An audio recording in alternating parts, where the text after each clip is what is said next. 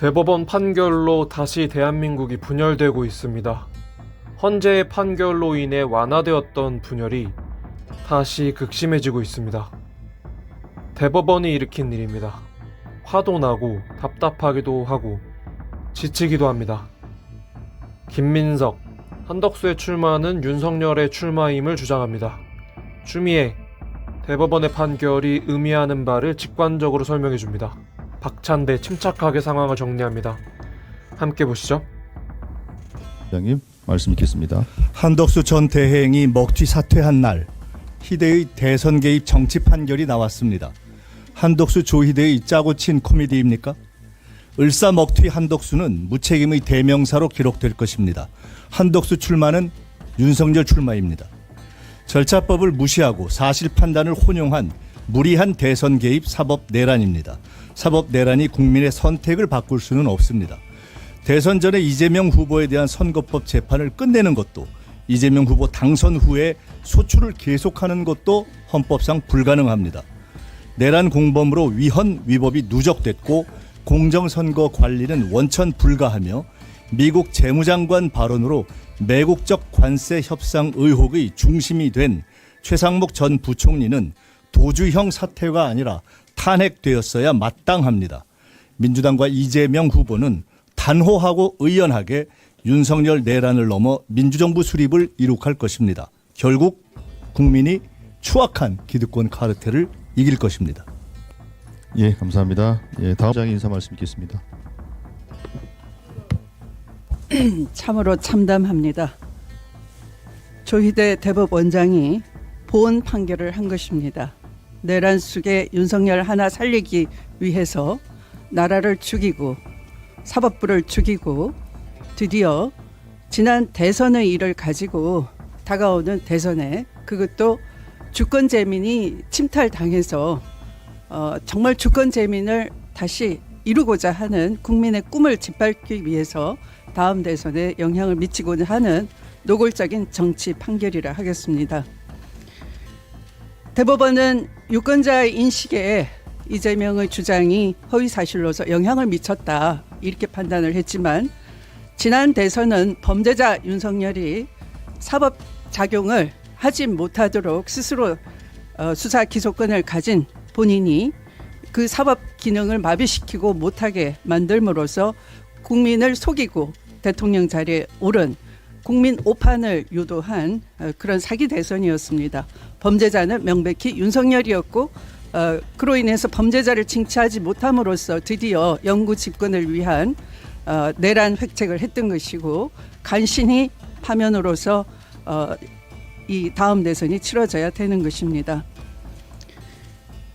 대장동을 추궁하는 과정에서 이 사건의 발단이 시작된 것입니다.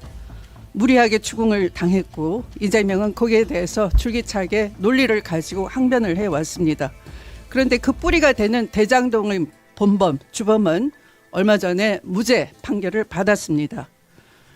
김문기를 아느냐 모르냐 가지고 대장동과 연결시키려고 했지만 그 김문기를 아느냐 모르느냐도 대법원은 골프 발언으로 바꾸어버리고 실제로는 사안의 본질은 그것마저도 김문기를 아느냐 모르느냐를 입증할 수 없는 조작된 사진이었다라는 것을 이재명 후보가 발언을 했던 것입니다.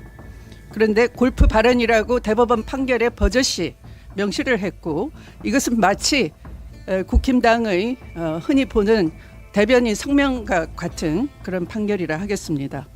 그것은 판결문에 담을 수 없는 정치적 표현인 것입니다. 메시지로 피고인에게 낙인을 찍고자 하고 명백하게 정치 판결이라는 것을 자백한 거나 마찬가지라 할 것입니다. 대법원을 규탄합니다. 조희대의 줄을 선 대법원 판사들을 규탄합니다. 이상입니다. 예, 감사합니다. 다음으로 조정식 공동선대위원장의 인사 말씀 있겠습니다. 한대 총괄선대위원장의 발언 있겠습니다. 내란이 여전히 진행 중인 엄중한 상황에서 열리는 진짜 대한민국 선대위 첫 번째 회의입니다. 대법원이 어제 이재명 후보의 공직선거법 사건을 파기환송했습니다.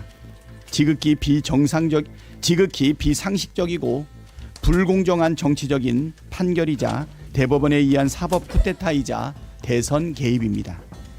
이러다 조이대 대법원이 내란 속의 윤석열에게 무죄를 선고할 거란 우려마저 나오고 있습니다. 짜고 치는 것처럼 대법원 판결이 나자마자 한덕수는 총리직을 사퇴했고 오늘 대선 출마를 선언한다고 합니다.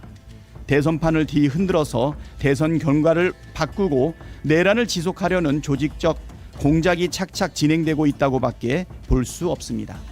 특히 윤석열 탄핵 이후 권한대행을 맡았던 한덕수와 최상목은 헌법과 법률을 대놓고 무시하며 노골적으로 내란 진압을 방해한 큰 책임이 있습니다.